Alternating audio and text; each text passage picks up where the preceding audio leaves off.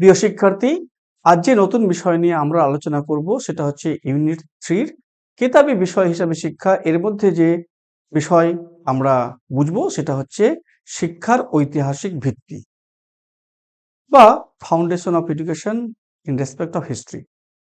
এই ক্ষেত্রে যদি আমরা শিক্ষার ঐতিহাসিক ভিত্তির ভূমিকা জানতে চাই তাহলে সবার আগে আমরা জেনে নেব যে শিক্ষার ঐতিহাসিক ভিত্তি ভারতের প্রাচীন সভ্যতা, ধর্মীয় ঐতিহ্য এবং সামাজিক রাজনৈতিক পরিবর্তনের সাথে গভীরভাবে সংযুক্ত।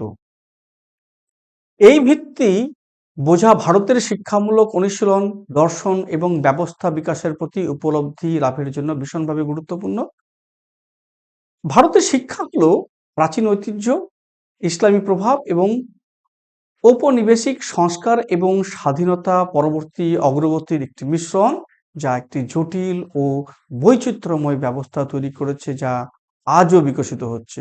প্রাচীন যুগ, বৈদিক এবং পরবৈদিক যুগ হিসাবে যদি আমরা বিবেচনা করি তাহলে এই ক্ষেত্রে আমরা বলতে পারবো যে এনসিয়েন্ট পিরিয়ডের কথা যদি বলি বা প্রাচীন যুগ, বৈদিক এবং পরবৈদিক যুগ হিসাবে যদি বিবেচনা করি তাহলে আমরা বলতে পারি যে ভারতের যে প্রাচীন শিক্ষার যুগ, যা বেদিক এবং পরবেদিক যুগকে অন্তর্ভুক্ত করে, ভারতের সমৃদ্ধ বৌদ্ধিক এবং সাংস্কৃতিক ঐতিহ্যের ভিত্তি স্থাপন করে। এই প্রাচীন যুগে বা প্রাচীন যুগ, বেদিক এবং পরবেদিক যুগ হিসাবে যদি আমরা বিবেচনা করি তাহলে এই ক্ষেত্রে আমরা আবার বলতে পারি যে এই যুগটি শিক্ষার কাঠামোবদ্ধ ব্যবস্থা, আধ্যাত্মিক এবং দার্শনিক অনুসন্ধান এবং জ্ঞান বিতরণের কেন্দ্র হিসাবে প্রতিষ্ঠিত প্রতিষ্ঠানগুলির উত্থানের দ্বারা চিহ্নিত। এই বেদিক শিক্ষা শুধু একাডেমিক অনুসন্ধান ছিল না, এটি আধ্যাত্মিক এবং নৈতিক উন্নয়নের একটি উপায় হিসাবেও একে দেখা হতো। এর মূল লক্ষ্য ছিল জীবন এবং মহাবিশ্বের গভীর সত্যগুলিকে ভালো করে বোঝা এবং অনুসন্ধান করা। এটি একটি সর্বাঙ্গীন ব্যবস্থা ছিল যা দার্শনিকতা, বিজ্ঞান এবং কলাসহ বিভিন্ন ক্ষেত্রের জ্ঞান একাধিকভাবে একত্রিত করেছিল এবং এর সাথে সাথে ব্যক্তিগত উন্নয়ন এবং আলোক প্রাপ্তির প্রতি একটি গভীর প্রতিশ্রুতিও ছিল। এই যে প্রাচীন যুগ হিসাবে বেদিক এবং পরবেদিক যুগ হিসাবে যদি আমরা বিবেচনা করি তাহলে আমরা এর কতগুলো বিষয় এখানে তুলে ধরতে পারবো। সেগুলির মধ্যে একটা হলো যে বৈদিক শিক্ষা। এই বৈদিক শিক্ষাটা সচরাচর দেখা গেছে 1500 খ্রিস্টপূর্ব থেকে শুরু করে 600 খ্রিস্টপূর্ব পর্যন্ত। এই ক্ষেত্রে আমরা দেখতে পারি যে বৈদিক শিক্ষাটাকে আমরা গুরুকুল ব্যবস্থা হিসেবেও বুঝে নিতে পারি। এই গুরুকুল ব্যবস্থাতে কি ছিল? এই গুরুকুল ব্যবস্থার গঠন একরকম ছিল। এখানে ছাত্র এবং শিক্ষকের সম্পর্কের কথা আমরা জেনে নিতে পারবো। এই পাঠ্যক্রম কেমন ছিল, এদের ঐতিহ্য কেমন ছিল, শিক্ষার লক্ষ্য কি ছিল। এই যে গুরুকুল ব্যবস্থার লক্ষ্য, গঠন, এগুলো যদি জানতে হয় তা আমরা বিশেষভাবে বলতে পারি যে যদি গঠনের কথা বলি তাহলে আমরা বলতে পারবো যে শিক্ষা গুরুকুলে, গুরুকুল বলতে এখানে আশ্রমের মতন একটা আবাসিক বিদ্যালয়ের কথা বলতে পারি। তাহলে এই যে শিক্ষা গুরুকুলে বিভিন্ন ধরনের আদান প্রদান করা হতো। এই শিক্ষা গুরুকুলে বিভিন্ন ধরনের বিদ্যার আদান প্রদান করা হতো, যেখানে ছাত্র ছাত্রীরা, এখানে ছাত্র বলতে শিষ্য এবং শিক্ষক বলতে গুরু, এদের সাথে তারা বসবাস করত। অর্থাৎ শিক্ষা ক্ষেত্রে এই শিক্ষা গুরুকুলে প্রদান করা হতো এবং সেই শিক্ষা গুরুকুলে এবং এই যে শিক্ষার্থী তারা গুরুকুলেই থাকতো এবং গুরুকুলে তাদের শিক্ষকদের সাথেই তারা বসবাস করতে ভালোবাসতো। আমরা যদি শিক্ষক ছাত্রের সম্পর্কের কথা যদি বলি তাহলে এক্ষেত্রে বলবো যে গুরু শিষ্য বা এইখানে ছাত্র বা শিক্ষক তাদের যে একটা ঐতিহ্য বা পরম্পরা, শিক্ষক এবং ছাত্রদের মধ্যে একটি ঘনিষ্ঠ সম্পর্ক তারা তৈরি করতে পারত এবং তাদের সম্পর্ক ভীষণভাবে সঠিক ছিল এবং সেই সম্পর্কের উপর তারা ব্যক্তিগত বিভিন্নভাবে সম্পর্ক তারা যাতে সঠিকভাবে গড়তে পারে তার উপর কিন্তু জোর দিত। অর্থাৎ এক অর্থে আমরা বলতে পারি গুরু শিষ্য পরম্পরা শিক্ষক এবং ছাত্রের মধ্যে একটা ঘনিষ্ঠ এবং ব্যক্তিগত সম্পর্কের উপর জোর দিত। পাঠ্যক্রমের কথা যদি আমরা বিবেচনা করি তো সেক্ষেত্রে আমরা বলতে পারি এই ক্ষেত্রে বেদ অর্থাৎ ঋগ্বেদ, যজুর্বেদ, সামবেদ এবং অর্থবেদ, তাহলে এই বেদ, উপনিষদ, ব্যাকরণ, দর্শন, জ্যোতিষশাস্ত্র এবং নীতিশাস্ত্রের অধ্যয়নের উপর এটা কিন্তু ফোকাস করত। মৌখিক ঐতিহ্যের কথা যদি বলি তাহলে আমরা বলবো জ্ঞান মৌখিকভাবে প্রেরণ করা হতো, সাথে সাথে স্মরণ আবৃত্তি এবং পবিত্র ধর্ম গ্রন্থগুলির উপর বিভিন্নভাবে তাদের পড়ানো হবে তারও উপর জোর দেওয়া হতো। এই ক্ষেত্রে শিক্ষার যে লক্ষ্য ছিল সেই লক্ষ্য ছিল আধ্যাত্মিক জ্ঞান, যাকে আমরা ব্রহ্মবিদ্যা বলি, চরিত্র গঠন এবং জ্ঞানের অনুসন্ধানই ছিল প্রধান লক্ষ্য। এরপরে আমরা এই যে বৈদিক শিক্ষা তার আরেকটা দিক ছিল বৈদিক শিক্ষার প্রকৃতি। এই বৈদিক শিক্ষার প্রকৃতি যদি আমরা ভাবি তাহলে সেক্ষেত্রে দেখব যে সামগ্রিক বিকাশের কথা এখানে বলা হয়েছিল। এই সামগ্রিক বিকাশের ক্ষেত্রে আমরা এখানে এভাবে এটাকে বুঝে নিতে পারি যে শিক্ষার লক্ষ্যই ছিল ব্যক্তির শারীরিক, মানসিক এবং আধ্যাত্মিক বিকাশ। এই বৈদিক শিক্ষার আরেকটা প্রকৃতি ছিল শৃঙ্খলা ও সংযম। এই ক্ষেত্রে ছাত্ররা ব্রহ্মচর্য, সরলতা এবং শিক্ষার প্রতি নিষ্ঠা সহ একটি কঠোর আচারবিধি মেনে চলত। পাশাপাশি ভাবে সকলের জন্য যে শিক্ষা এর উপরও বেশি জোর দেওয়া হয়েছিল। এই ক্ষেত্রে শুরুতে শিক্ষা সব বর্ণের মানুষের জন্য উন্মুক্ত ছিল, তবে সময়ের সাথে সাথে এটি উচ্চ বর্ণের বা ব্রাহ্মণ বা ক্ষত্রিয় মানুষদের জন্যই সীমাবদ্ধ হয়ে পড়ে। এই বৈদিক শিক্ষার ক্ষেত্রে আমরা যদি অধ্যয়নের বিষয়বস্তু বিবেচনা করি তাহলে বলতে পারবো বেদ এবং বেদাঙ্গ। এই বেদ এবং বেদাঙ্গর ক্ষেত্রে বলতে পারি এই পাঠ্য বিষয়ের 6টি বেদাঙ্গ বা সহায়ক শাস্ত্র ছিল। তাদের মধ্যে হলো শিক্ষা, ব্যাকরণ, ছন্দ, নিরুক্ত বা শব্দতত্ত্ব, জ্যোতিষ বা জ্যোতিষবিজ্ঞান এবং কল্প বা আচার। এর সাথে সাথে দর্শন এবং নীতিও ছিল এর অন্যতম পর্যায়। এই ক্ষেত্রে এই পাঠ্য বিষয়টি উপনিষদ ও ধর্মশাস্ত্র, নৈতিক ও নীতি বোধ সম্পন্ন জীবনের শিক্ষা দিত। ব্যবহারিক দক্ষতার দিক থেকে বিবেচনা করলে আমরা বলতে পারি যে এই পাঠ্য বিষয়ে মাধ্যমে ক্ষত্রিয়দের তীরন্দাজি, যুদ্ধ কৌশল ও রাজনীতি শেখানো হতো, আর বৈশ্যরা শিখত ব্যবসা বাণিজ্য কি করে করতে হয়। এই যে প্রাচীন যুগে বৈদিক ও পরবৈদিকের কথা যখন আমরা বিবেচনা করি তার ক্ষেত্রে আরেকটা দিক আমরা এখানে দেখি, সেটা হচ্ছে বৈদিক পরবর্তী শিক্ষা। তাহলে প্রাচীন যুগের বৈদিক দিকটা আলোচনা করার পরে বৈদিক পরবর্তী শিক্ষার যদি কথা আলোচনা করি, তার বৈদিক পরবর্তী শিক্ষার কথা আলোচনা করতে গেলে আমরা বলবো এই আলোচনাটা বা এই বৈদিক পরবর্তী শিক্ষা শুরু হয়েছিল 600 খ্রিস্টাব্দ থেকে 1200 খ্রিস্টাব্দ।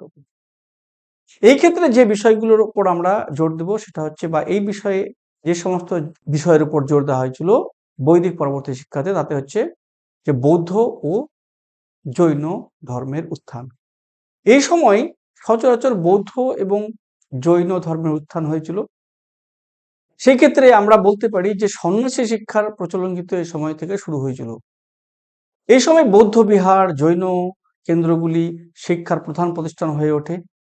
পাশাপাশি বিশ্ববিদ্যালয়ের কথা যদি আমরা ভাবি তাহলে এখানে বলতে পারি যে বিশ্ববিদ্যালয় হিসাবে এই সময় নালন্দা, তক্ষশিলা, বিক্রমশিলার মতো বিখ্যাত বিশ্ববিদ্যালয়গুলো প্রতিষ্ঠিত হয়েছিল, যেখানে এশিয়া জুড়ে সমস্ত ধরনের ছাত্রছাত্রীরা এখানে আসতো এবং তারা পড়াশোনা করত। পাঠ্যক্রমের কথা যদি আমরা বিবেচনা করি তাহলে এই ক্ষেত্রে বলতে পারি এই সময় পাঠ্যক্রমের মধ্যে ধর্মীয় শিক্ষার পাশাপাশি যুক্তিবিদ্যা, চিকিৎসাবিদ্যা, গণিত এবং শিল্পকলার কথাও কিন্তু এখানে বলা হয়েছে। অর্থাৎ এই সময় শুধু যে ধর্মীয় শিক্ষাই পড়ানো হতো না, এই সময় যুক্তিবিদ্যা, চিকিৎসাবিদ্যা, গণিত এবং বিভিন্ন ধরনের যে শিল্প উপর কিন্তু বিভিন্নভাবে জোর দেওয়া হয়েছিল। এই বৈদিক পরবর্তী শিক্ষার ক্ষেত্রে আরেকটা দিক হচ্ছিল বৈদিক পরবর্তী শিক্ষার প্রকৃতি। এই যে বৈদিক পরবর্তী শিক্ষার প্রকৃতির কথা যদি আমরা বিবেচনা করি, তাহলে প্রথম প্রকৃতি হচ্ছে সকলের জন্য শিক্ষা, যেটা আমরা বৈদিক যুগেও পেয়েছিলাম। তাহলে বৈদিক পরবর্তী যুগেও কিন্তু সকলের জন্য শিক্ষার কথাটা বলা হয়েছিল। এই ক্ষেত্রে বলা হয়েছে যে এই সময় বৌদ্ধ এবং জৈন ধর্ম সবাইকে, এমনকি নারী ও নিম্ন বর্ণের মানুষদেরও শিক্ষা গ্রহণের সুযোগ সুবিধা করে দিয়েছিল। যদিও সামাজিক বাধা তখনও ছিল। ধর্ম নিরপেক্ষ এবং ব্যবহারিক জ্ঞানের কথা এই সময় বলা হয়েছিল। এই অর্থে বলতে পারি এই সময় আয়ুর্বেদ, যাকে আমরা চিকিৎসা বিজ্ঞান বলি, পাশাপাশি ভাবে গণিত এবং জ্যোতির্বিজ্ঞানের মতো বিষয়গুলির উপর কিন্তু ভীষণভাবে জোর দেওয়া হয়েছিল। লিখিত সংস্করণের কথা যদি বলা যায়, তাহলে বলা যেতে পারে এই সময় মৌখিক প্রথার পাশাপাশি লিখিত গ্রন্থ ও পাণ্ডুলিপির বেশি প্রচলিত হয়ে থাকে। আমরা এই বৈদিক পরবর্তী শিক্ষার ক্ষেত্রে যদি প্রধান শিক্ষা প্রতিষ্ঠানগুলোর কথা যদি বিবেচনা করি, তাহলে আমরা বলবো নালন্দা বিশ্ববিদ্যালয়, যেটা আমরা খানিকক্ষণ আগেই আলোচনা করলাম। এই নালন্দা বিশ্ববিদ্যালয় ছিল বৌদ্ধ শিক্ষার কেন্দ্র, যেখানে দর্শন, যুক্তিবিদ্যা, চিকিৎসাবিদ্যা ও শিল্পকলাও পড়ানো হতো। পরবর্তীকালে এটাকে ধ্বংস করা হয়েছিল, যদিও এটা আবার 2010 সালে নভেম্বর মাসে নতুন করে প্রতিষ্ঠিত করা হয়। এর পাশাপাশি আমরা যদি তক্ষশিলার কথা যদি বলি, তাহলে এটি বিভিন্ন বিষয়ে শিক্ষা দেওয়ার জন্য প্রসিদ্ধ ছিল, যেখানে তীরন্দাজি, রাজনীতি, যুদ্ধ কৌশল সহ প্রাচীন বিজ্ঞানও শেখানো হতো। বিক্রমশিলা বিহারের কথা যদি বলি, তাহলে সেক্ষেত্রে বলা যেতে পারে যে এখানে তান্ত্রিক বৌদ্ধ ধর্মের উপর বিশেষ গুরুত্ব দেওয়া হতো এবং তিব্বত, চীন ও দক্ষিণ পূর্ব এশিয়া থেকে পণ্ডিতরাও কিন্তু এখানে শিক্ষার জন্য সচরাচর আসতেন। এবার আমরা এই বৈদিক পরবর্তী শিক্ষার যে শিক্ষায় নারীদের কিরকম ভূমিকা ছিল সেগুলো যদি জানতে চাই, তাহলে আমরা দেখব যে এই সময় সীমিত সুযোগের কথা বলা হয়েছে। যদিও নারীদের প্রাতিষ্ঠানিক শিক্ষার সুযোগ সীমিত ছিল, কিছু ব্যতিক্রম ছিল, যেমন বৌদ্ধ ভিক্ষুণী সংঘ বা নারী সন্ন্যাসীদের এখানে কিন্তু বিশেষভাবে শিক্ষা দেওয়ার বিশেষ সুযোগ সুবিধা ছিল। পাশাপাশি ভাবে যদি আমরা শিক্ষায় নারীদের ভূমিকার কথা বলি, তাহলে আমরা কিন্তু বিখ্যাত পণ্ডিতদের কথাও বলতে পারি। যে প্রসিদ্ধ বিদুষীরা এই ক্ষেত্রে কি করত, যে বৈদিক যুগে গার্গী ও মৈত্রেয়ীর মতো নারীরা এবং বৌদ্ধ ভিক্ষুণী সংঘমিত্রার বুদ্ধিভিত্তিক ও আধ্যাত্মিক আলোচনায় গুরুত্বপূর্ণ ভূমিকা পালন করত। অর্থাৎ বিভিন্ন ধরনের আধ্যাত্মিক আলোচনার জন্য কিরকম আলোচনা হবে সেইগুলোর জ্ঞান কিন্তু তারা অর্জন করতে পারত।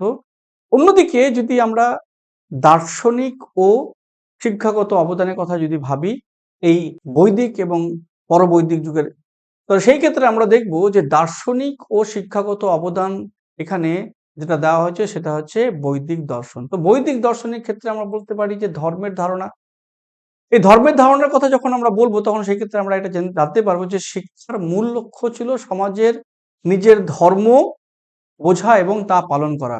এখানে ধর্ম বলতে বিভিন্ন ধরনের কর্তব্য, বিভিন্ন ধরনের পরিকল্পনা, সেসব ধরনের কথা বলা হয়েছে। এর সাথে সাথে বৈদিক দর্শনের ক্ষেত্রে আরেকটা বিষয় এখানে যোগ করা হয়েছে, সেটা হচ্ছে মুখ্যের সাধনা। এই ক্ষেত্রে জ্ঞান এবং আত্ম উপলব্ধির মাধ্যমে মুক্তি বা মোক্ষ অর্জনই ছিল চূড়ান্ত লক্ষ্য। এই বৈদিক দর্শনের সাথে সাথে আরেকটা বিষয় এখানে আমরা তুলে ধরতে পারি, সেটা হচ্ছে বৌদ্ধ ও জৈন ধর্মের অবদান। এই ক্ষেত্রে আমরা বলতে পারি যে মধ্যমার্গ, এই মধ্যমার্গের ক্ষেত্রে আমরা এটাকে বিশ্লেষণ করবো এইভাবে যে বৌদ্ধ ধর্ম জীবনে সামঞ্জস্যপূর্ণ পথের উপর জোর দিয়েছিলেন, যা তার শিক্ষাগত পদ্ধতিতেও প্রতিফলিত হয়েছে। এই সময় আবার অহিংসা এবং নীতিবোধের কথা বলা হয়েছে। জৈন ধর্ম অহিংসা এবং নৈতিক জীবনের শিক্ষা দিয়েছে, যা শিক্ষার মূল ভিত্তি হিসেবে বিবেচিত হয়। এবার আসি আমরা মধ্যযুগ। এই মধ্যযুগের সূচনা হয়েছিল 1200 খ্রিস্টাব্দ থেকে 1757 খ্রিস্টাব্দ অবধি। তো এই যে মধ্যযুগের ক্ষেত্রে আমরা বলতে পারি যে ভারতের মধ্যযুগ, যা 1200 খ্রিস্টাব্দ থেকে 1757 খ্রিস্টাব্দ পর্যন্ত বিস্তৃত, যা উল্লেখযোগ্য সামাজিক এবং রাজনৈতিক পরিবর্তনের সাক্ষীও ছিল। এই সময় ইসলামী শাসন প্রতিষ্ঠা এবং বিভিন্ন সাংস্কৃতিক ও শিক্ষাগত ধারার সংমিশ্রণও ঘটে থাকে। এই যুগে স্বদেশীয় এবং ইসলামী শিক্ষা পদ্ধতি পাশাপাশি বিকাশ লাভ করেছে। অর্থাৎ এই যুগে স্বদেশী এবং ইসলামী উভয় শিক্ষারই কিন্তু বিকাশ লাভ করেছে, যা ভারতের বুদ্ধিভিত্তিক এবং সাংস্কৃতিক পরিমণ্ডলকে বিশেষ অবদান দেখিয়েছে। এই মধ্যযুগের কথা যদি আমরা বিবেচনা করি, তাহলে আমরা যে বিষয়টি আলোচনা করব সেটা হচ্ছে এই সময় ইসলামী শিক্ষার প্রভাব, অর্থাৎ শিক্ষায় ইসলামের কি রকম প্রভাব ছিল। এই শিক্ষায় ইসলামের প্রভাবের কথা বলতে গেলে প্রথমেই আমাদের বলতে হবে মাদ্রাসা শিক্ষা। মাদ্রাসা প্রতিষ্ঠার ক্ষেত্রে আমরা বলতে পারি যে ইসলামী শাসকরা মাদ্রাসা স্থাপন করেছিল শিক্ষা কেন্দ্র হিসাবে, যেখানে ইসলামী ধর্মতত্ত্ব, শরিয়ত, যাকে আমরা ইসলামী আইন বলি, এবং আরবি সাহিত্যও শেখানো হতো। এদের পাঠ্যক্রমের কথা যদি আমরা বিবেচনা করি, তাহলে বলতে পারবো যে পাঠ্যক্রমে কোরআন, হাদিস, ফিকর এবং আরবি ব্যাকরণের বিভিন্ন জিনিসগুলো বা বিভিন্ন ধরনের জ্ঞান এখানে কিন্তু অন্তর্ভুক্ত করেছিল। এই প্রসিদ্ধ মাদ্রাসার কথা যদি আমরা বলি, তাহলে সেই ক্ষেত্রে আমরা বললি দিল্লির মাদ্রাসা কথা আমরা বলতে পারি, যেমন দিল্লির মাদ্রাসায় ই নাসিরিয়া, মাদ্রাসায় ই ফিরোজ শাহী এবং মাদ্রাসা ই রাহিমিয়া উল্লেখযোগ্য শিক্ষা প্রতিষ্ঠানের মধ্যে ছিল। এরপরে আমরা আসি, এই যে শিক্ষায় ইসলামের প্রভাবের আরেকটা দিক ছিল সুফির অবদান। তো সুফি অবদানের কথা আমরা যদি ভাবি, তাহলে সুফি খানকারের ব্যাপারে আমরা বলি যে সুফি সাধকরা খানকার বা আধ্যাত্মিক কেন্দ্র, বা এই যে সুফি সাধকরা খানকার স্থাপন করেছিলেন, যা আধ্যাত্মিক এবং শিক্ষাগত কেন্দ্র হিসাবে কাজ করত। নৈতিকতা এবং আধ্যাত্মিককরণের ওপর যদি আমরা বিবেচনা করি, তাহলে নৈতিকতা এবং আধ্যাত্মিকতার ওপর এর গুরুত্ব দিয়েছিল। এই ক্ষেত্রে আমরা বলতে পারি সুফিবাদ ভালোবাসা, সহনশীলতা এবং নৈতিক সততার শিক্ষা দিয়েছে, যা ইসলামী এবং স্বদেশীয় শিক্ষা পদ্ধতির উপর ভীষণভাবে প্রভাব ফেলেছে। এই শিক্ষায় ইসলামী প্রভাবের আরেকটা দিক হচ্ছে জ্ঞানের সমন্বয়। এই জ্ঞানের সমন্বয়ের কথা যখন আমরা বিবেচনা করি, সেক্ষেত্রে আমরা অনুবাদ আলোচনা কথা বলতে পারি। এই অনুবাদ আলোচনার ক্ষেত্রে আমরা বলবো বিজ্ঞান, গণিত, দর্শন এবং চিকিৎসা বিষয়ক ফরাসি ও আরবি গ্রন্থগুলির ভারতীয় ভাষায় অনুবাদ করা হয়, যা জ্ঞান বিনিময়কে সহজ করে তোলে। পাশাপাশি ভাবে স্বদেশীয় শিক্ষা ব্যবস্থার প্রভাবের কথা যদি বলি, তাহলে এই সময় ইসলামী শিক্ষা নতুন বিষয় এবং শিক্ষাদানের পদ্ধতির পরিবর্তন করেছিল, যা বিদ্যমান শিক্ষা ব্যবস্থাকে সমৃদ্ধ করেছে। এই মধ্যযুগের কথার ক্ষেত্রে আমরা যদি স্বদেশীয় শিক্ষা ব্যবস্থার কথা ভাবি, তাহলে আমরা ওই সময় দেখেছি যে স্বদেশী শিক্ষা ব্যবস্থার ক্ষেত্রে পাঠশালা এবং টোল প্রতিষ্ঠিত হয়। এই পাঠশালা এবং টোলের ক্ষেত্রে আমরা বলতে পারি স্থানীয় বিদ্যালয়, যেমন পাঠশালা হতে এখানে হিন্দু বিদ্যালয়, টোল বলতে জৈন ও বৌদ্ধ বিদ্যালয়, এবং স্থানীয় ভাষায় বিভিন্ন ধরনের প্রাথমিক শিক্ষা কেন্দ্র গড়ে উঠেছে। পাঠ্যক্রমের কথা যদি আমরা বলি, তাহলে সেক্ষেত্রে বলতে পারি এই সময় ধর্মীয় গ্রন্থ, ব্যাকরণ, গণিত এবং স্থানীয় রীতিনীতির ওপর এটা কিন্তু গুরুত্ব দিয়েছিল। গুরু শিক্ষার্থীর সম্পর্ক, অর্থাৎ স্টুডেন্ট টিচার রিলেশনশিপ কেমন ছিল, এই ক্ষেত্রে আমরা বলতে পারি যে ব্যক্তিগত যোগাযোগ ও পরামর্শের উপর জোর দেওয়া হতো, যা গুরুকুল প্রথার অনুরূপ ছিল। এই স্বদেশীয় শিক্ষা ব্যবস্থার আরেকটা দিক ছিল কারিগরি প্রশিক্ষণ। এই কারিগরি প্রশিক্ষণের মধ্যে ছিল শিক্ষানবিশ প্রথা, যা শিল্পী ও কারিগররা শিক্ষানবিশ প্রথার মাধ্যমে প্রশিক্ষণ পেতেন, যা প্রজন্মের পর প্রজন্ম ধরে দক্ষতা ও জ্ঞান হস্তান্তর করত। এর পাশাপাশি ব্যবসায়িক গিল্ড যদি কথা বলা হয়, ব্যবসায়িক গিল্ডের কথায়, তাহলে ব্যবসায়িক গিল্ড বা সাংগঠনিক কারিগরি শিক্ষার সংগঠন ও নিয়ন্ত্রণে গুরুত্বপূর্ণ ভূমিকা পালন করত। এরপর আমরা আসি সমন্বয়মূলক বিকাশ। এই সমন্বয়মূলক বিকাশের ক্ষেত্রে যে বিষয়টা হচ্ছে সেটা হচ্ছে ভক্তি ও সফি আন্দোলন। এই ভক্তি ও সফি আন্দোলনের মধ্যে আমরা বলতে পারি যে ভক্তি আন্দোলন সেটা হচ্ছে কবির, গুরু নানক ও মীরাবাইয়ের মতো সাধকরা ভক্তিমূলক শিক্ষার প্রচার করেছিলেন, যেখানে সমতা এবং সরাসরি ঈশ্বরের সঙ্গে সংযোগের ওপরও জোর দিয়েছিলেন। সুফির প্রভাব যদি বলতে পারি তাহলে সুফি সাধক খাজা মঈনুদ্দিন চিশতি এবং নিজামুদ্দিন আউলিয়ার মতো ব্যক্তিরাও ইসলামী ও স্বদেশীয় সংস্কৃতির সমন্বয় সাধনে গুরুত্বপূর্ণ ভূমিকা পালন করেন। সাহিত্যিক অবদানের কথা যদি আমরা বিবেচনা করি তাহলে হচ্ছে আঞ্চলিক ভাষা। তো এই আঞ্চলিক ভাষার ক্ষেত্রে ভক্তি ও সফি আন্দোলন, এই ক্ষেত্রে আমরা বলতে পারি যে ভক্তি ও সুফি আন্দোলন আঞ্চলিক ভাষা যেমন হিন্দি, বাংলা, পাঞ্জাবি কে ব্যবহার করেছিল এবং এইটাকে ব্যবহার করতে উৎসাহিত করেছিল যাতে করে সাহিত্য এবং শিক্ষাকে ঠিকমতো করে চালনা করা যেতে পারে। কাব্য এবং গদ্যের কথা যদি বলি তাহলে সেক্ষেত্রে বলা যেতে পারে কবিরের দোহা এবং গুরু গ্রন্থ সাহেবের, যাকে আমরা শিখের ধর্মগ্রন্থ বলি, শিখ ধর্মগ্রন্থের ক্ষেত্রে আমরা বলতে পারি। তাহলে আমরা এখানে এটা বলতে পারি যে কবিরের দোহা এবং গুরু গ্রন্থ সাহিব এর মতো রচনা গুরুত্বপূর্ণ শিক্ষামূলক গ্রন্থ হিসাবে এ সময় পরিচিত হয়ে ওঠে। এই মধ্যযুগের কথা আমরা বিবেচনা করতে গেলে আরেকটা বিষয় আলোচনা করতে পারি, সেটা হচ্ছে মধ্যযুগীয় শিক্ষার প্রকৃতি। এই সময় দ্বৈত শিক্ষা ব্যবস্থার প্রচলন হয়েছিল। দ্বৈত শিক্ষা ব্যবস্থার প্রচলন বলতে এখানে বলি ইসলামিক এবং স্বদেশী শিক্ষা। তো ইসলামী এবং স্বদেশী শিক্ষা হচ্ছে যে মধ্যযুগীয় ভারতের বহুত্ববাদী সমাজের মধ্যে মাদ্রাসা এবং পাঠশালার সহাবস্থান এই বৈচিত্র্যকে প্রতিফলিত করে। অর্থাৎ ওই সময় মাদ্রাসা এবং পাঠশালা দুই ধরনের শিক্ষা প্রতিষ্ঠানই ছিল। পারস্পরিক প্রভাবের কথা যদি ভাবনা হয়, যদি পারস্পরিক প্রভাবের কথা যদি আমরা বলি তাহলে এই ক্ষেত্রে বলবো স্বতন্ত্র পরিচয় বজায় রাখার পাশাপাশি উভয় শিক্ষা ব্যবস্থা, পাঠ্যক্রম এবং শিক্ষাদানের পদ্ধতিতে একে অপরকে প্রভাবিত করেছিল। এই মধ্যযুগীয় শিক্ষার প্রকৃতি হিসাবে আরেকটা প্রকৃতি হচ্ছে শিক্ষার সুযোগ ও অন্তর্ভুক্তি। এই শিক্ষার সুযোগ ও অন্তর্ভুক্তি হিসাবে আমরা বলতে পারি সীমিত প্রবেশাধিকার। শিক্ষা প্রায়ই অভিজাতদের জন্য সীমাবদ্ধ ছিল। আমরা এই কথা বলতে পারি যে শিক্ষা প্রায়ই যারা অভিজাত ছিল তাদের ক্ষেত্রে একটা বিশেষ সুবিধা ছিল। তবে সুফি এবং ভক্তি আন্দোলন প্রান্তিক জনগোষ্ঠীর মধ্যে শিক্ষা প্রসারের গুরুত্বপূর্ণ ভূমিকা পালন করেছিল। লিঙ্গ বৈষম্যের কথা যদি ভাবি তাহলে আমরা বলতে পারি নারীদের জন্য আনুষ্ঠানিক শিক্ষার সুযোগ সীমিত ছিল, যদিও সুফি ও ভক্তি ঐতিহ্যে কিছু ব্যতিক্রম লক্ষ্য করা যায়। মধ্যযুগের ক্ষেত্রে আরেকটি বিশেষ প্রকৃতি ছিল, সেটা হচ্ছে জ্ঞানের সংস্কার। গ্রন্থাগার এবং পাণ্ডুলিপির কথা যদি আমরা বলি তো সেই ক্ষেত্রে বলতে পারি ইসলামী শাসকরা যেমন দিল্লির এম্পেরিয়াল লাইব্রেরি, তো এই যে ইসলামিক শাসকরা গ্রন্থাগার স্থাপন করেছিলেন যা জ্ঞান সংরক্ষণ ও প্রসারে সহায়ক ছিল।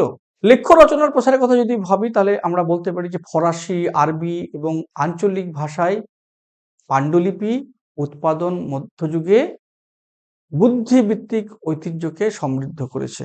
এর পরবর্তী ক্ষেত্রে আমরা মধ্যযুগ থেকে যদি আমরা ঔপনিবেশিক যুগের কথা ভাবি তাহলে সেক্ষেত্রে আমরা বলবো এই যুগের সূচনা হয়েছিল 1757 খ্রিস্টাব্দ থেকে 1947 খ্রিস্টাব্দ পর্যন্ত।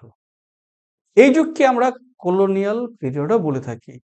তো এই ক্ষেত্রে আমরা বলতে পারি যে ভারতের ইতিহাসে ঔপনিবেশিক যুগ যা 1757 খ্রিস্টাব্দ থেকে 1947 পর্যন্ত বিস্তৃত, যা শিক্ষা ব্যবস্থার ক্ষেত্রে এক রূপান্তরকারী সময় ছিল।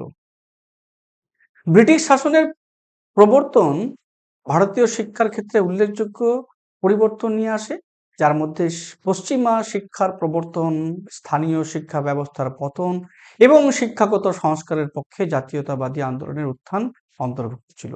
এই সময় বিশদ বিশ্লেষণগুলি আমরা এখন আলোচনা করব, সেইগুলি হচ্ছে যে প্রারম্ভিক ঔপনিবেশিক পর্ব। তো এই পর্বটা শুরু হয়েছিল 1757 খ্রিস্টাব্দ থেকে 1813 খ্রিস্টাব্দ। এই পর্বে আমরা দেখেছি ইস্ট ইন্ডিয়া কোম্পানির ভূমিকা।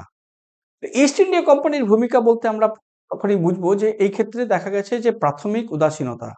ইস্ট ইন্ডিয়া কোম্পানি শুরুতে শিক্ষার প্রসারে বিশেষ আগ্রহ দেখায়নি, বরং তারা বাণিজ্য ও প্রশাসনের উপর ভীষণভাবে গুরুত্ব দিয়ে থাকতো। মিশনারি কার্যক্রমের কথা যদি বলি তাহলে মিশনারি কার্যক্রমের কথা আমরা এই ক্ষেত্রে তুলে ধরতে পারবো যে মূলত প্রান্তিক জনগোষ্ঠীকে লক্ষ্য করে খ্রিস্টান মিশনারিরা পশ্চিমা শিক্ষা ও খ্রিস্ট ধর্ম প্রচারের জন্য স্কুল স্থাপন করতে থাকে। দেশীয় শিক্ষার কথা যদি আমরা বিবেচনা করি তাহলে সেই ক্ষেত্রে আমরা বলবো যে ঐতিহ্যবাহী ব্যবস্থার অবক্ষয় হয়েছে। গুরুকুল পদ্ধতি, মাদ্রাসা এবং পাঠশালাগুলো রাজকীয় পৃষ্ঠপোষকতার অভাবে অবহেলিত হতে থাকে এবং ধীরে ধীরে ক্ষয়প্রাপ্তও হয়। স্থানীয় উদ্যোগের কথা যদি ভাবি তাহলে সেক্ষেত্রে বলা যেতে পারে কিছু স্থানীয় শাসক ও সমাজের কিছু অংশ ঐতিহ্যবাহী শিক্ষাকে সংরক্ষণে সহায়তা করেছিল, তবে তা কিন্তু সীমিত ছিল। এই ঔপনিবেশিক যুগের কথা যদি আমরা বিবেচনা করি তাহলে আমরা পাশ্চাত্য শিক্ষার যে সূচনা এটাও বলতে পারি। তাহলে এই যে পাশ্চাত্য শিক্ষার সূচনা হয়েছিল 1813 খ্রিস্টাব্দ থেকে 1857 খ্রিস্টাব্দ, এই সময় যে ঘটনাগুলো ঘটেছিল তাদের মধ্যে উল্লেখযোগ্য ঘটনা হচ্ছে চার্টার আইন, যেটা 1813 সালে হয়েছিল। এই আইন অনুযায়ী আমরা বলি শিক্ষা সম্পর্কিত ধারা। 1813 সালে চার্টার আইনে ভারতের শিক্ষার প্রসারের জন্য তহবিল বরাদ্দ করা হয়, যা শিক্ষায় রাষ্ট্রীয় হস্তক্ষেপের সূচনা হিসেবে বিবেচিত হয়। এর সাথে সাথে আমরা এটাও আলোচনা করতে পারি যে শিক্ষার মাধ্যম নিয়ে যে বিতর্ক হয়েছে, শিক্ষার মাধ্যম নিয়ে যে বিতর্ক হয়েছে তাতে আমরা বলতে পারি এই গুরুত্বপূর্ণ বিতর্ক শুরু হয় ওরিয়েন্টালিস্ট অর্থাৎ যারা ভারতীয় ভাষার শিক্ষার পক্ষে ছিলেন এবং অ্যাংলিস্টিক্স অর্থাৎ যারা ইংরেজি শিক্ষার পক্ষে ছিলেন। তাহলে এই যে ভাষার যে মাধ্যম রয়েছে, বিভিন্ন ভাষার মাধ্যমের যে বিতর্ক শুরু হয়, কেউ ভাবে যে ইংরেজিতে পড়াশোনা করতে হবে, কেউ ভাবে ভারতীয় ভাষায় পড়াশোনা করতে হবে। এই বিতর্ক তখন কিন্তু শুরু হয়। এর সাথে সাথে আমরা আরেকটি বিষয় আলোচনা এখানে তুলে ধরতে পারবো, সেটা হচ্ছে ম্যাকলের মিনিটস বা ম্যাকলের নোট। 1835 সালে ম্যাকলের যে ইংরেজি শিক্ষা সেইটাতে বলা হয়েছে যে থমাস বাফিংটন ম্যাকলের শিক্ষা বিষয়কে বিবেচনা করে এই সময় বলা হয়েছে যে ইংরেজি শিক্ষার প্রচারের পক্ষে এই সময় বিশেষভাবে উপযোগী। এবং এই সময় কি করা হয়েছিল যে ম্যাকলের শিক্ষার যে বিষয় নোটে ইংরেজি শিক্ষার প্রচারের পক্ষে বিশেষভাবে জোর দেয়, যাতে এমন একটি ভারতীয় শ্রেণী তৈরি করা যায় যারা ব্রিটিশ শাসন এবং ভারতীয় জনগণের মধ্যে একটা মধ্যস্থতাকারী হিসাবে কাজ করতে পারে। এই যে পাশ্চাত্য শিক্ষার সূচনা 1813 খ্রিস্টাব্দ থেকে 1857 খ্রিস্টাব্দে হয়েছিল, তাতে ম্যাকলে নোটে আরো বলা হয়েছিল যে ডাউনওয়ার্ড ফিল্ট্রেশন তত্ত্ব। এই তত্ত্ব অনুযায়ী বলা হয়েছে ব্রিটিশরা একটি ক্ষুদ্র শিক্ষিত অভিজাত শ্রেণীকে শিক্ষিত করার পরিকল্পনা করবে এবং যার ফলে তারা বিভিন্ন ধরনের পশ্চিমার যে কারণগুলো রয়েছে, পশ্চিমার যে ধারণা রয়েছে বা পশ্চিমা সভ্যতার যে ধারণা, তাদের মূল্যবোধ, সেগুলোকে তারা তুলে ধরতে পারবে। এরপরে আমরা আরেকটি বিষয়ে আলোচনা করতে পারি, সেটা হচ্ছে উডের ডিসপ্যাচ অর্থাৎ উডের নির্দেশ। এই সময় 1854 সালে আধুনিক শিক্ষার রূপরেখা তৈরি করা হয়। সেই ক্ষেত্রে স্যার চার্লস উডের নির্দেশে ভারতের আধুনিক শিক্ষা ব্যবস্থার ভিত্তি স্থাপন করা হয়, যেখানে গণশিক্ষা, বিশ্ববিদ্যালয় প্রতিষ্ঠা এবং শিক্ষক প্রশিক্ষণের উপর ভীষণভাবে জোর দেওয়া হয়। এই যে বিশ্ববিদ্যালয়ের প্রতিষ্ঠার কথা যখনই বলা হচ্ছে তখন 1857 সালে কলকাতা বিশ্ববিদ্যালয়, মুম্বাই বিশ্ববিদ্যালয় এবং মাদ্রাস, যাকে আমরা চেন্নাই বলি, এই সমস্ত বিশ্ববিদ্যালয়ের কিন্তু প্রতিষ্ঠাতা হয়েছিল। অর্থাৎ এই সমস্ত বিশ্ববিদ্যালয় তৈরি হয়েছিল লন্ডন বিশ্ববিদ্যালয়ের মডেলের অনুসরণ করে। এই যে ঔপনিবেশিক যুগের কথা আমরা বিবেচনা করতে গেলে আরেকটা বিষয় আমরা এখানে বলতে পারি, সেটা হচ্ছে যে শিক্ষার বিস্তৃতি এবং জাতীয়তাবাদী প্রতিক্রিয়া, যেটা 1857 থেকে 1947 সালের মধ্যেই হয়েছিল। এক্ষেত্রে আমরা দেখতে পারি শিক্ষার বিস্তৃতি কেমন হয়েছিল। প্রাথমিক এবং মাধ্যমিক শিক্ষার কথা যদি ভাবি তাহলে এই সময় প্রাথমিক এবং মাধ্যমিক শিক্ষার বিস্তারের জন্য প্রচেষ্টা নেওয়া হয়, তবে অগ্রগতি ছিল ভীষণ ধীর, ভীষণ অল্প।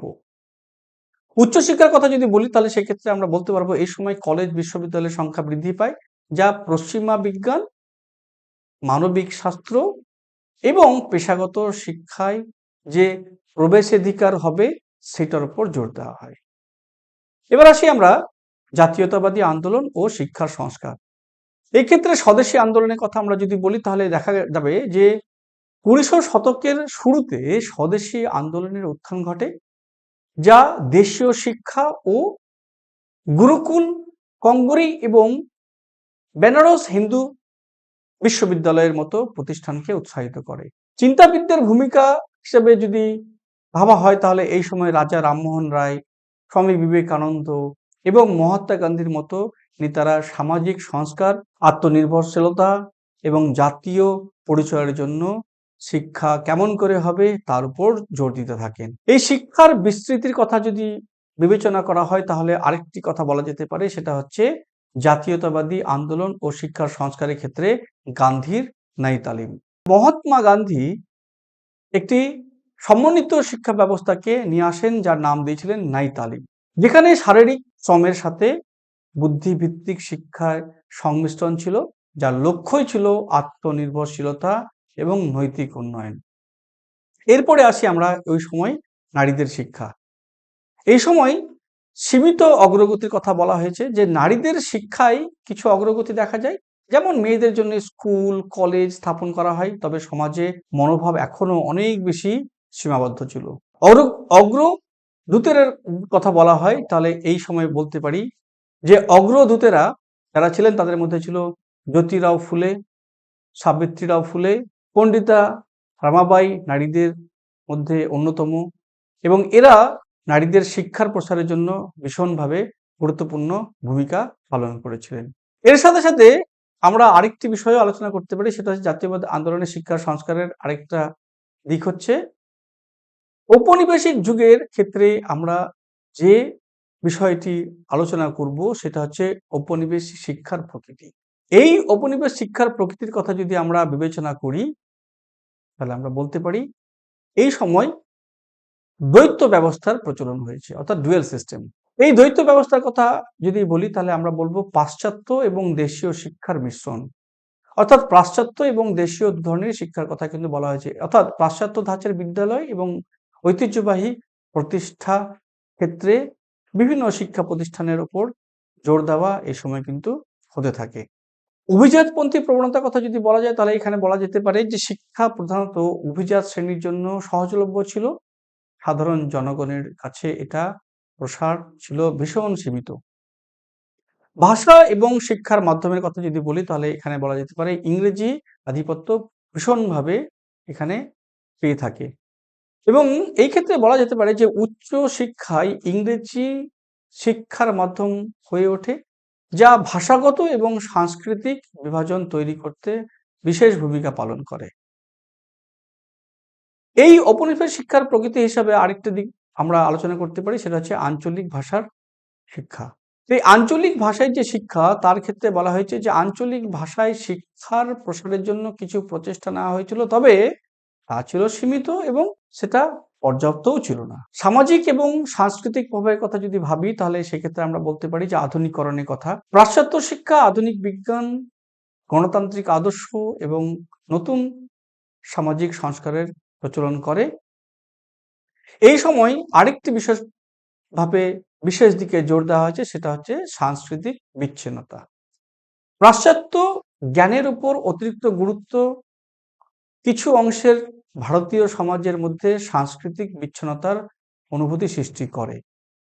এরপরে আমরা যে বিষয় নিয়ে দেখব সেটা হচ্ছে স্বাধীনতা পরবর্তী যুগ, অর্থাৎ স্বাধীনতা পরবর্তী যুগ হিসাবে 1947 সালের পর থেকে কিরকম ভাবে পরিবর্তন হয়েছিল।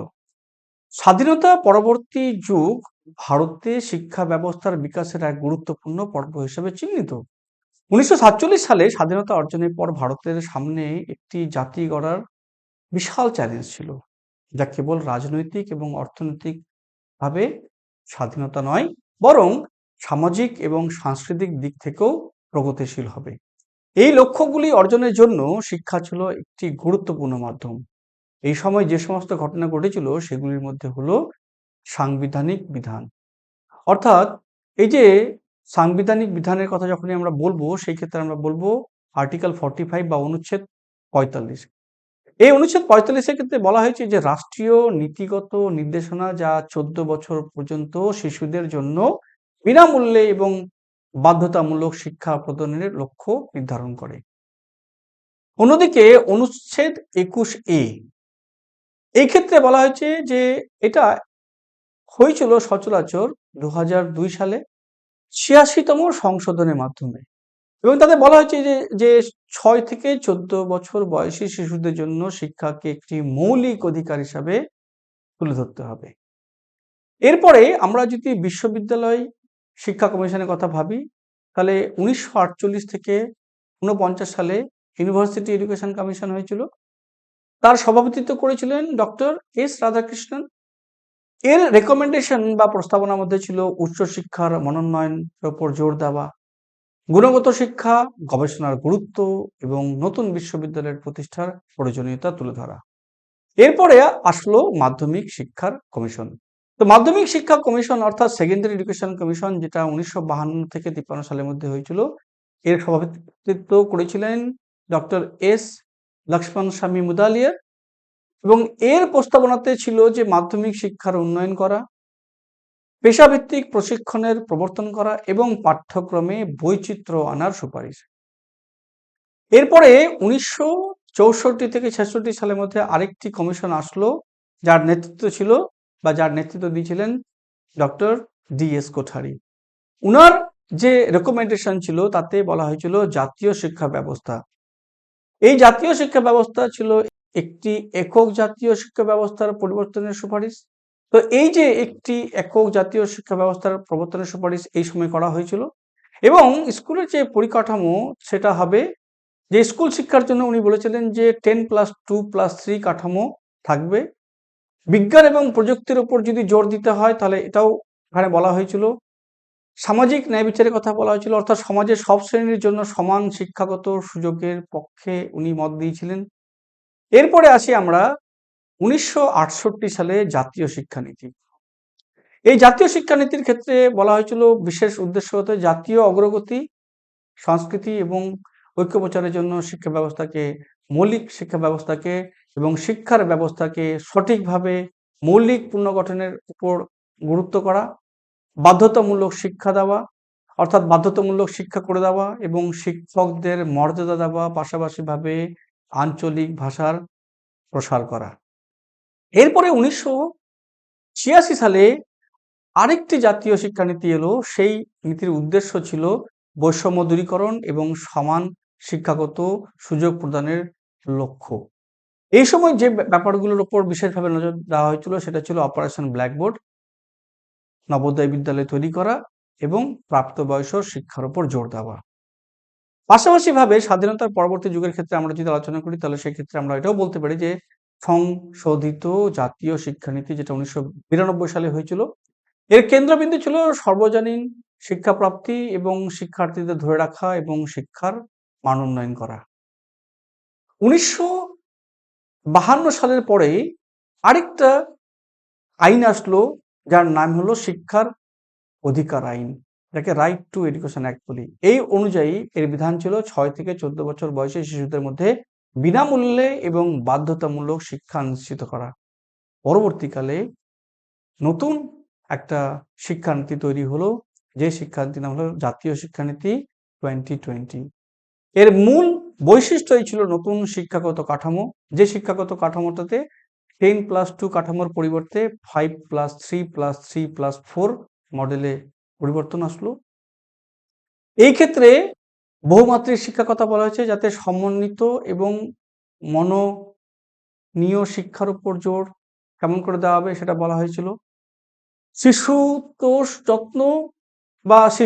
যত্ন ও প্রাথমিক শিক্ষাকে কিভাবে গুরুত্ব দেওয়া যাবে, পেশাগত শিক্ষাকে কিভাবে দেওয়া যেতে পারে, প্রযুক্তিকে কিভাবে ব্যবহার করা যেতে পারে, সমস্ত বিষয়ের উপর কিন্তু এখানে বিশেষভাবে ফোকাস করা হয়েছিল।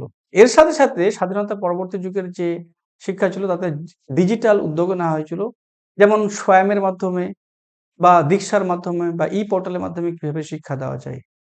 যাই হোক, সবশেষে আমরা বলতে পারি যে ভারতে শিক্ষার ইতিহাস, প্রাচীন ঐতিহ্য, ধর্মীয় প্রভাব, ঔপনিবেশিক হস্তক্ষেপ এবং স্বাধীনতা পরবর্তী সংস্কারের মাধ্যমে গড়ে ওঠা এক সমৃদ্ধ এবং বৈচিত্র্যময় যাত্রার প্রতিফলন। বৈদিক গুরুকুল ব্যবস্থা থেকে আধুনিক ডিজিটাল উদ্যোগ পর্যন্ত ভারতের শিক্ষা ব্যবস্থা সমাজ পরিবর্তনের প্রয়োজনের সাথে তাল মিলিয়ে ক্রমাগত উন্নতি করেছে। স্বাধীনতার পরবর্তী সময়ে সর্বজনীন প্রবেশাধিকার, সমতা এবং শিক্ষার গুণগত মানের উপর জোর দেওয়া হয়েছে এবং শিক্ষার যে আইন 2009 থেকে 2020 পর্যন্ত যে নীতি, সমস্ত জিনিসগুলো এখানে তুলে ধরা হয়েছে। কার্যকারিতার দিক থেকে আমরা বিবেচনা করলে দেখতে পাবো যে এই যে সমস্ত বিষয়ের উপর যদি বিবেচনা করি তাহলে আমরা বুঝতে পারবো ভারতের প্রাচীন শিক্ষা ব্যবস্থা মূল বৈশিষ্ট্যসমূহ কি ছিল এবং এই ব্যবস্থা সমাজে কি ধরনের প্রভাব দিয়েছে। মধ্যযুগে ইসলামী শিক্ষা ব্যবস্থা ও স্থানীয় শিক্ষা ব্যবস্থার মধ্যে কি ধরনের মিল ও অমিল লক্ষ্য করতে পারি, সেটার উপর আমরা একটা অ্যাক্টিভিটি তৈরি করতে পারি। ঔপনিবেশিক শাসনামলে পরিবর্তিত পশ্চিমা শিক্ষা ব্যবস্থা ভারতের সমাজ, সংস্কৃতি এবং বিভিন্ন জাতিবাদকে কিভাবে প্রভাবিত করেছে, এই বিষয়েও আমরা জানতে পারি। এবং পরবর্তীকালে আমরা এটাও বলতে পারি যে স্বাধীনতা পরবর্তী শিক্ষা নীতিগুলোকে এবং তার লক্ষ্যগুলোকে কিভাবে প্রভাব করে ভারতের শিক্ষা ব্যবস্থাকে, সেটাও কিন্তু আমরা জানতে পারি এবং জানার উদ্যোগ নিতে পারি। সুতরাং এক অর্থে আমরা এটা বলতে পারি যে শিক্ষার ঐতিহাসিক ভিত্তির কথা যদি আমরা বিবেচনা করি, তাহলে আমরা এটাই বলতে পারি যে শিক্ষা আমাদের বৈদিক যুগ থেকে শুরু করে বা শিক্ষার যে যুগ রয়েছে প্রাচীন যুগের কথা থেকে শুরু করে বা বৈদিক বা পরবৈদিক থেকে শুরু করে আমরা আধুনিক যুগে যত রকমের শিক্ষা পেয়েছি এবং শিক্ষার যে উন্নত হয়েছে, অর্থাৎ বর্তমানে যে সমস্ত শিক্ষার মাধ্যম তৈরি হয়েছে, এই শিক্ষা আমরা তখনই ভালো করে গড়ে তুলতে পারবো যদি আমরা এর ইতিহাস সম্বন্ধে জানতে পারি। তাহলে এই যে আমাদের শিক্ষা ব্যবস্থায় শিক্ষার যে ইতিহাস যদি আমরা জানতে পারি, তাহলে সেই সময় কেমন ব্যবস্থা ছিল, এখন কেমন ব্যবস্থা রয়েছে, সেই সময় কিরকম সমস্যা মানুষ ফেস করত বা শিক্ষার্থীরা সেই সময় ফেস করত বা শিক্ষকরা কিরকম সমস্যার সম্মুখীন হতো, সমস্ত ব্যাপার যদি আমরা জানতে পারি তাহলে আমরা কিন্তু সেইগুলোকে পরিবর্তন করে সেগুলোকে রেকটিফাই করে নতুন অধ্যায় তৈরি করতে পারবো। সুতরাং এই যে আমরা শিক্ষা ব্যবস্থার ক্ষেত্রে ইতিহাস সম্বন্ধে জানতে চাইছি বা এই যে শিক্ষার ঐতিহাসিক যে ভূমিকা রয়েছে সেটা যদি জানতে পারি, তাহলে আমরা নতুনভাবে শিক্ষা ব্যবস্থাকে গড়ে তুলতে পারবো। যদি ইতিহাস না জানি তাহলে বর্তমানকেও আমরা সঠিকভাবে গড়ে তুলতে পারবো না। ইতিহাস যদি আমরা না ঠিক মতো করে তুলে ধরতে পারি তাহলে বর্তমানে কি ধরনের শিক্ষানীতিকে আমরা প্রয়োগ করতে পারবো, কি ধরনের শিক্ষাকে আমরা দিলে সেই শিক্ষা সঠিক শিক্ষা হিসাবে সমাজে গ্রহণযোগ্য হবে, সেটা আমরা জানতেই পারবো না। সুতরাং শিক্ষার ক্ষেত্রে ঐতিহাসিক ভিত্তি এবং শিক্ষার ক্ষেত্রে বিভিন্ন ধরনের যে ভূমিকা সেটা কিন্তু বিশেষভাবে গুরুত্ব পালন করে। ধন্যবাদ।